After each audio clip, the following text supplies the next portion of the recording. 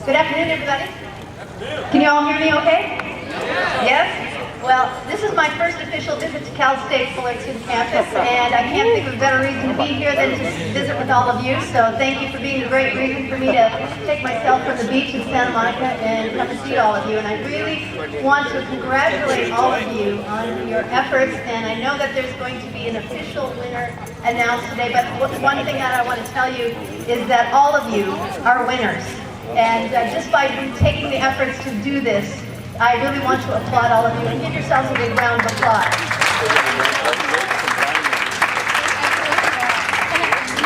And if you haven't said it to your neighbor, I want you to look to your neighbor and really look at them in the eyes and tell them how amazing they are. Right now, everybody, let's do it. Because you all are amazing. So to give you a little background to myself,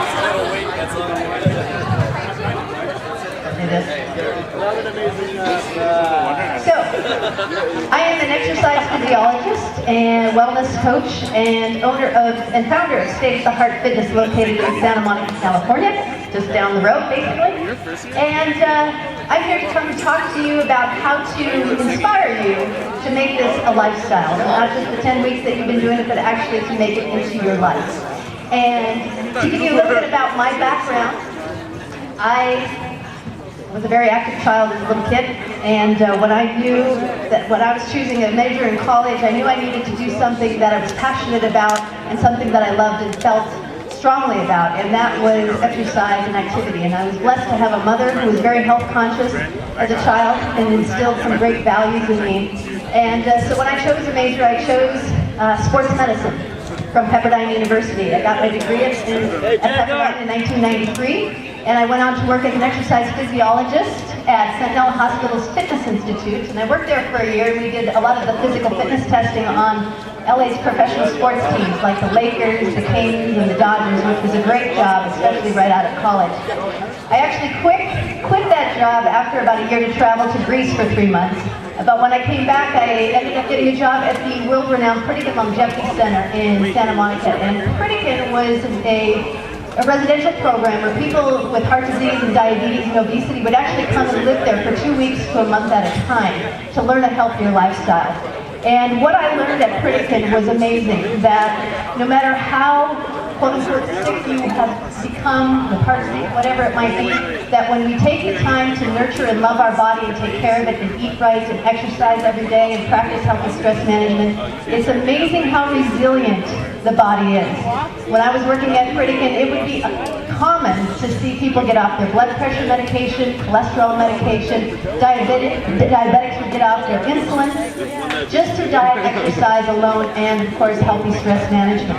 So what I learned there is the body is amazing, it's resilient, and it always wants to come back to that place of balance and health and well-being. After 7 years of working at the Pritikin Longevity Center, I went on my own and formed my own business called State Fullerton Fitness in 2001 because I wanted to take my passion a little bit more. I took all the knowledge that I had gained at Pritikin and I wanted to take it a little bit further. We all know what we need to do to take care of ourselves, but why don't we make those choices a lot of the times? And that's what I wanted to answer and find a way to help coach people through making those lifestyle choices. And what I found is that at State Fullerton Fitness, what we do is we address the heart. We get to the heart of the matter. What are the thoughts, beliefs, and feelings that we have that might be keeping us from making those healthy choices? So that's what we do at State Fullerton Fitness. We design exercise wellness programs for people of all ages, health concerns, and fitness levels, and coach them through making healthy lifestyle changes, not just today, but every day for the rest of their lives. So what I want to ask you is, how many of you, compared to where you felt about 2 months ago, no, I guess it's 3 months ago, 10 weeks, 2.5 months ago, how many of you feel better? Show of hands. How many of you feel not just only better physically, but better in all realms? You feel more confident, you feel more self-esteem, you can look at life a little bit differently. Anybody here? Yeah. Now, unfortunately, we know in our country that heart disease is the #1 killer, and obesity is about 1/3 of our population, which causes healthcare costs to rise into the sky, basically. And we know that healthcare is a huge topic in our country. Well, I'm here, the purpose of me being here today is hopefully to inspire you to a lifestyle so that you don't have to be one of those statistics, okay? So, what I'm going to give to you today, hopefully that you'll walk away with today, is a new awareness of how to lay the foundation for a healthy lifestyle, not just for a few weeks at a time, but for the rest of your lives.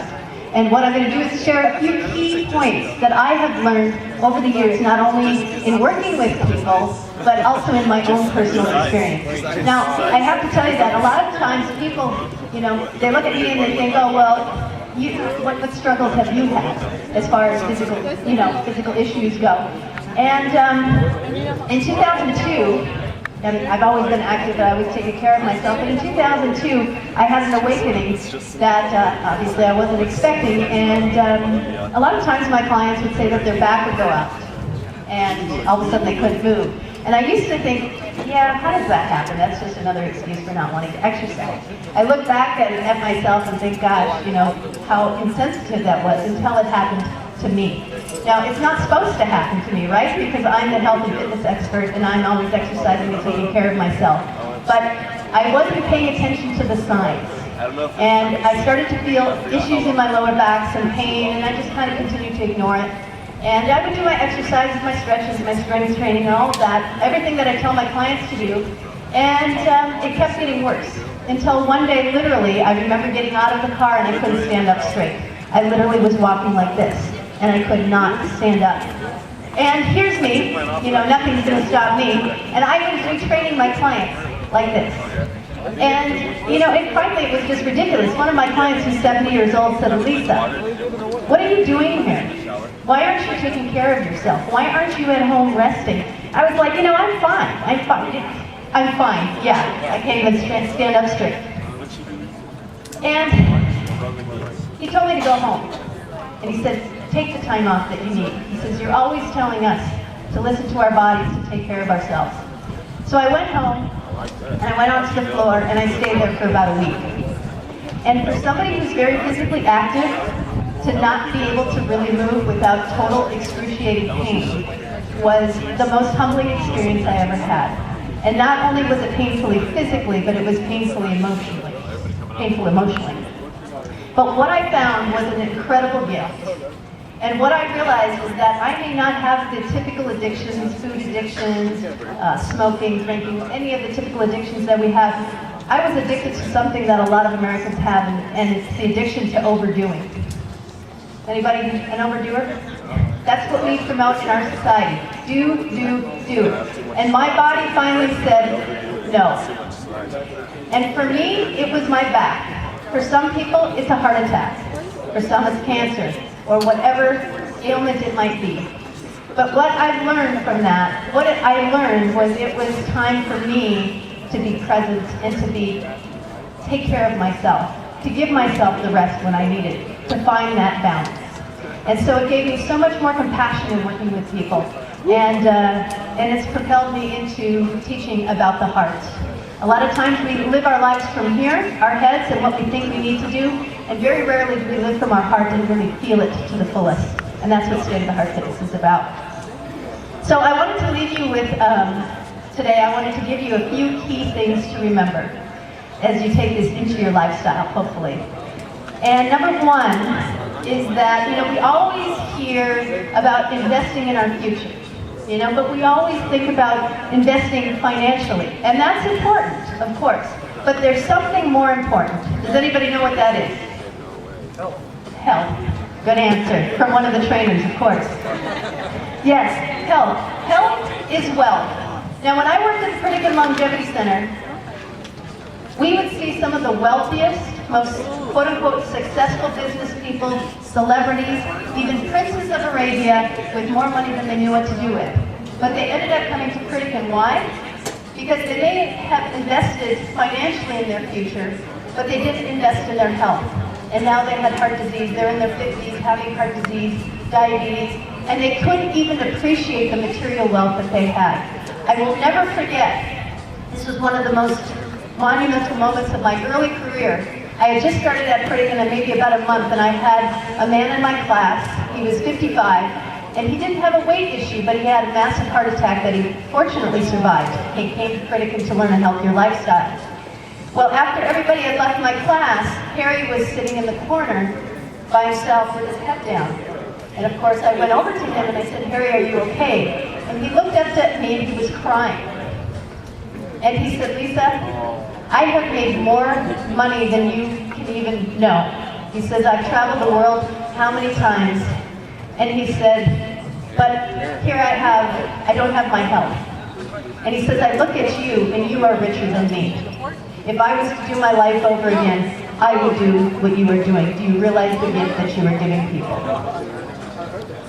Now in our society, again, we're programmed that success is all about material wealth. I'm here to tell you that there's something more important, and that is your health. And there's a quote by a Greek philosopher named Heracles, said over 2,000 years ago, and it still applies today. When health is absent, wisdom cannot reveal itself, art cannot manifest, strength cannot be exerted, wisdom is useless, and reason is powerless. And that still stands today. And I see it over and over every single day. So I want you all to recognize that, yes, planning for your future financially is important, but number one, if you don't plan with your health, all of that is not going to matter. Okay, so remember that. But in order to do that, we have to recognize that who we are is of value and is worthy of health. Another thing that we're taught in our society is we're not taught to value ourselves. We're not taught to value our health. We are taught to put everything else in front of us. All these other priorities, to take care of this, to take care of that, we put ourselves on the back burner. How many of you have flown on an airplane before? Okay? And when they're going through the safety instructions, what do they tell you if the pressure in the cabin changes? To put the mask on your face. And if you're traveling with a child, then what do? You put it on the child first, or you put it on yourself? You put it on yourself. And why is that? Because if you're passed out on the floor, you're not going to be any good to your child or to anybody else. The same thing needs to apply when you're taking care of yourself. So many people will put themselves last on their list, but then they come to us and they're overwhelmed, they're overstressed, and they're overweight. So, but it's interesting, when you say you have to put yourself first, everybody thinks that's selfish. How is that selfish? Because if you don't take care of yourself, you're not going to be the best father, the best mother, the best at your career. Whatever it is you have a passion for, you need to do it, but you're only going to be the best at it when you take care of business here, basically. Your body is the only body you're going to get in this lifetime. It's the only one. There's no body transplants, and even if it was, it would probably be painful, so you wouldn't want to go through it anyway. It's important to remember that your body is the home of your soul, and it's the vehicle that gets you from here to there. So what happens if we just keep driving our car, but we never give it maintenance? Are we shocked when we're breaking down on the 605 or whatever freeway it is? Our body's the same way. We have to take care of it. When we take care of it, we can take care of others, and we can take care of the world. So that's another thing I want to leave with. Another key thing is we get overwhelmed and stress ourselves by worrying about the future. Now, when you are making steps to making this a lifestyle, what we tell all of our clients is to stay present. It's only in this moment that you have any control over. Okay? The future moments will come, but when we sit and worry about the future, we are actually taking our power away from today and what we can do for ourselves today. And when we worry about the future, we also get overwhelmed, which also triggers us into those old unhealthy habits, those unhealthy stressful habits, or stress habits, I should say. So, stay present. Stay present, stay one moment at a time. All you need to take care of is where you are right now today. If you start dwelling too much on the future, you're going to get overwhelmed. Stay in the moment. This is where we have our power, is right here, right now. Now, another thing that we have to be aware of is that there are many things in life that we have no control over, but we try and control. Anybody in here? Yes. The only thing we have control over is ourselves. Life happens, and we respond to it. We either react to it or we respond to it. You could be sitting in traffic, and you can either react to it and get yourself all worked up, or you can move into acceptance, stay present, and breathe. And you don't have to have the same experience. So practice that. So, remember, life happens, things out of our control happen. The only thing we can control is ourselves and how we respond to it. And we all have that power when we stay in the moment. Okay? Another thing to remember is that every choice we make matters.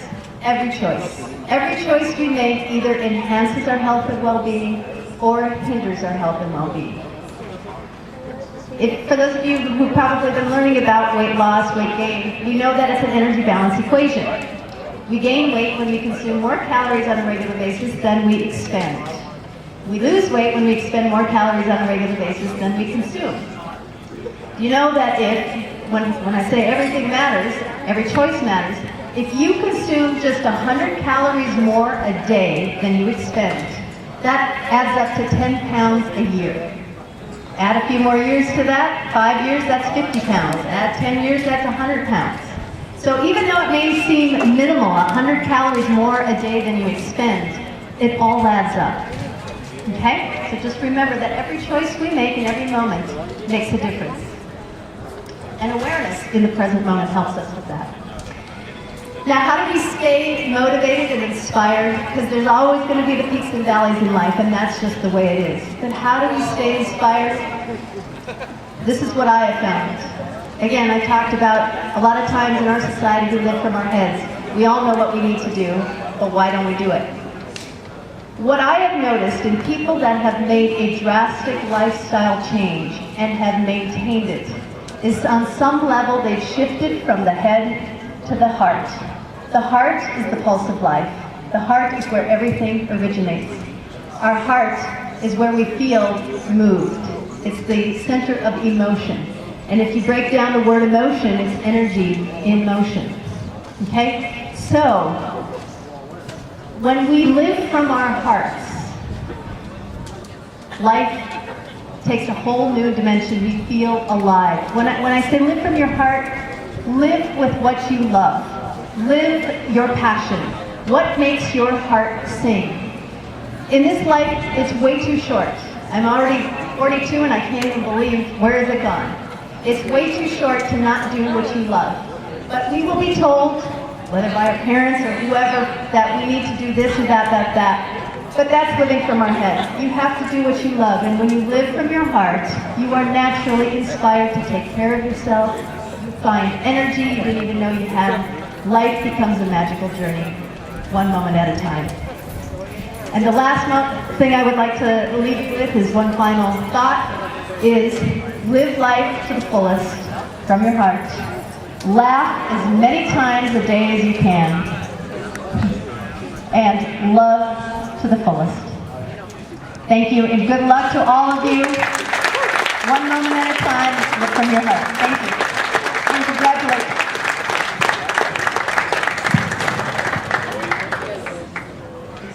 Thank you so much, Lisa.